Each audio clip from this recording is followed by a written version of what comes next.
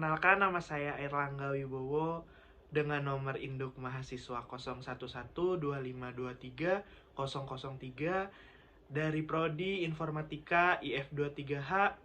Kali ini saya akan mempresentasikan hasil makalah saya yang berjudul Ibadah. Selamat menyaksikan. Sebelum menjelaskan ke bagian isi, mari kita bahas terlebih dahulu latar belakang dari ibadah itu apa. Ibadah merupakan suatu perkara yang perlu adanya perhatian dengannya, karena ibadah itu tidak bisa dibuat main-main, apalagi disalahgunakan. Dalam berbagai tradisi agama dan spiritualitas, ibadah memegang peran krusial sebagai jembatan yang menghubungkan manusia dengan kekuatan yang lebih tinggi, serta sebagai panduan moral dalam perjalanan hidup. Dan tujuan dari presentasi ini adalah untuk memberikan pemahaman yang lebih mendalam tentang makna ibadah, nilai-nilai yang terkandung di dalamnya, dan bagaimana ibadah memainkan peran penting dalam membentuk karakter dan kesejahteraan kita, baik secara pribadi maupun sebagai anggota masyarakat. Metode penelitian ini mengadopsi metode kualitatif yang bersifat deskriptif dengan teknik penelitian pengumpulan data yang dilakukan melalui penelitian keperpustakaan, di mana data diperoleh dari berbagai sumber literatur seperti buku, jurnal ilmiah, dan dokumen kepustakaan lainnya. Pengertian ibadah yaitu dapat diartikan secara bahasa atau etimologi, yang berarti merendahkan diri serta tunduk. Sedangkan menurut syar'a atau terminologi, yaitu ibadah adalah taat kepada Allah dengan melaksanakan perintahnya melalui lisan para rasulnya. Atau ibadah juga merendahkan diri kepada Allah Azza wa Jalla, yaitu tingkatan tunduk yang paling tinggi disertai dengan rasa muhabah atau kecintaan yang paling tinggi.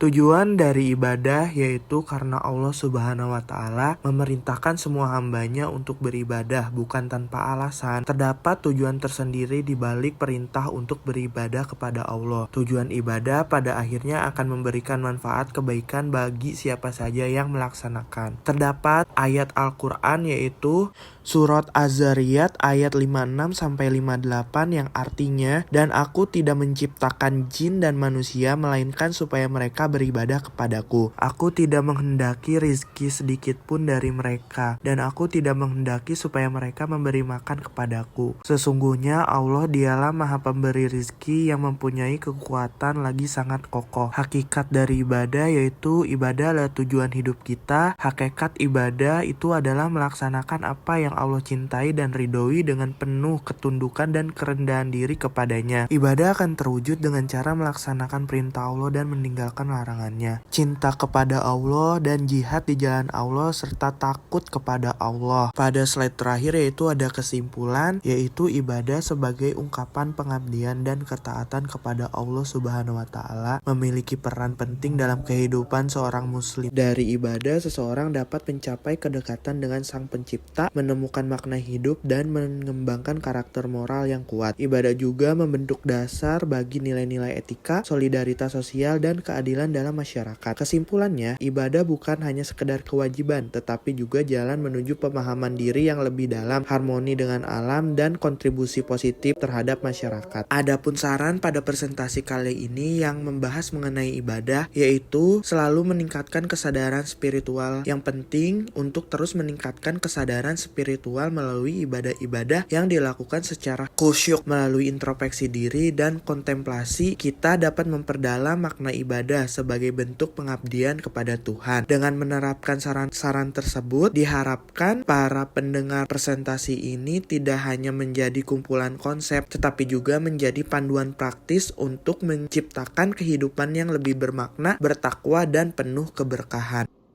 Terima kasih banyak kepada Ibu Dewi selaku dosen dari mata kuliah Bahasa Indonesia. Saya mohon maaf bila dalam penyampaian saya masih banyak sekali kesalahan dan kurangnya.